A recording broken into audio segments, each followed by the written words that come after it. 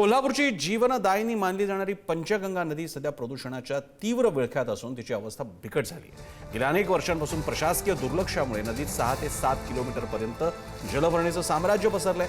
प्रदूषणामुळे नदीचं पाणी काळं कुट्ट दुर्गंधीयुक्त झालं। प्रदूषण नियंत्रण मंडळानं आतापर्यंत कोल्हापूर इचलकरंजी महापालिकेसह 109 कारखाने आणि MIDCना नोटिसा बजावल्या, मात्र ठोस कारवाई अभावी परिस्थिती जैसे थेच।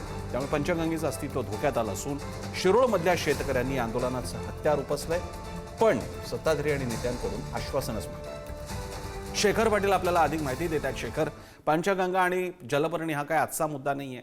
किमान गेली 15-20 वर्ष तर टीव्ही मीडिया असल्यापासून या बातम्या कव्हर होत आहेत, तरी सुद्धा तसंच का बघायला मिळतंय? सर बरोबर आहे, 15 वर्ष हा मुद्दा जो आहे तो तसाच त्या ठिकाणी तापून राहिलेला पाहायला मिळतोय।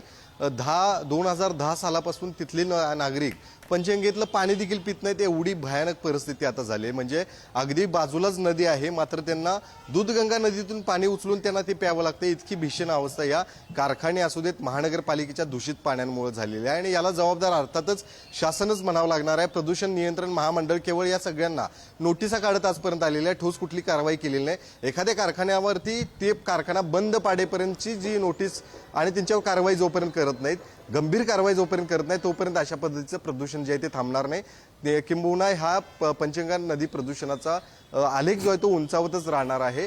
पंचगंगा नदी एक होती असं सांगण्याची वेळ जी आहे ती या पुढच्या काळामध्ये येईल, अशीच गंभीर परिस्थिती आता झाल्याचं पाहायला मिळते। कारण जवळपास 8 ते 9 किलोमीटरपर्यंतचा हा सगळा टप्पा आहे, ज्या ठिकाणी पूर्णपणे जलपर्णी त्या ठिकाणी पाहायला मिळते। इथल्या काही शेतकऱ्यांनी आपल्याशी बोलताना सकाळी सांगितलं की ही सगळी जलपर्णी जी आहे ती पावसाळ्यात पूर्णपणे धुवून जाते, मात्र पुन्हा एकदा जलपर्णी त्या ठिकाणी नष्ट झाल्यानंतर पुन्हा कशी काय उगवते? या सगळ्यामध्ये काही कारखानदारांनीच काय बीजा रोवलेत का आणि त्या जलपर्णीच्या खालून आपलं काळं पाणी सोडतायत का? असा देखील एक वेगळाच सवाल त्यांनी केला। बरोबर हे सगळं प्रदूषण आता कधी थांबणार आहे आपण दाखवणार या बातम्यानंतर।